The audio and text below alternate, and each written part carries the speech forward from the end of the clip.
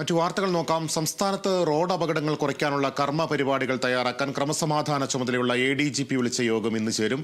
ഉച്ചയ്ക്ക് 1 മണിക്ക് ഓൺലൈനായിട്ടാണ് യോഗം. അതേസമയം ഗതാഗത മന്ത്രി വിളിച്ച ഉന്നതതല യോഗം നാളെ നടക്കുകയാണ്. വിവരങ്ങളുമായി വിഷ്ണു കരുണാകരൻ ചേരുന്നു. വിഷ്ണു, ഈ വർദ്ധിച്ചു വരുന്ന റോഡ് അപകടങ്ങൾ കുറയ്ക്കാനായിട്ട് എന്തൊക്കെ കർമ്മ പരിപാടികളാണ് ഇപ്പോൾ സംസ്ഥാന സർക്കാരിന്റെ മനസ്സിലുള്ളത്? ഇന്ന് വിളിച്ച യോഗത്തിൽ എന്തൊക്കെ കാര്യങ്ങൾ ചർച്ചയാകും?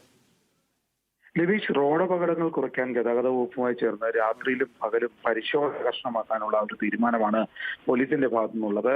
വാഹന പരിശോധനയും മദ്യപിച്ചുള്ള വാഹനം ഓടിക്കുന്നതുമായി ബന്ധപ്പെട്ട കാര്യങ്ങൾ അത് തടയാനായുള്ള പ്രത്യേക കോമ്പിനേഷൻ ഓപ്പറേഷൻസ് നടത്താനുള്ള തീരുമാനമായിട്ടുണ്ട്. സംസ്ഥാനത്തെ ബ്ലാക്ക് സ്പോട്ടുകൾ കേന്ദ്രീകരിച്ച് തുടർന്ന ദിവസങ്ങളിൽ നടത്തുന്ന പദ്ധതിയാണ് ഇനി പ്രധാനമായും ഇന്ന് യോഗത്തിൽ ചർച്ച ചെയ്യുന്നത്. ഇന്ന് വിളിച്ച യോഗത്തിൽ പോലീസ്, അതായത് ADGP വിളിച്ച യോഗം, ക്രമസമാധാന ചുമതലയുള്ള ADGP ആണ് യോഗം വിളിച്ചിരിക്കുന്നത്. അതോടൊപ്പം തന്നെ ജില്ലാ പോലീസ് മേധാവിമാരും റേഞ്ച് DIG IG-മാരും ഒക്കെ യോഗത്തിൽ പങ്കെടുക്കുന്നുണ്ട്.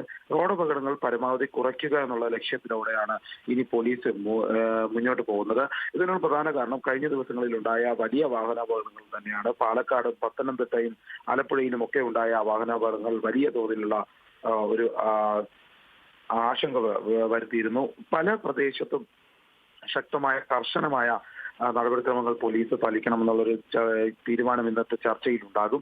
ഈ യോഗത്തിൽ പ്രധാനമായും റോഡ് അപകടങ്ങൾ കുറയ്ക്കാനുള്ള ഏതൊക്കെ രീതികളാണ് പോലീസ് സ്വീകരിക്കേണ്ടതെന്നുള്ളതാണ്. രാത്രികാല പരിശോധനകൾ കൂടുതൽ കർശനമാക്കുമെന്നുള്ള കാര്യത്തിൽ ഉറപ്പാണ്.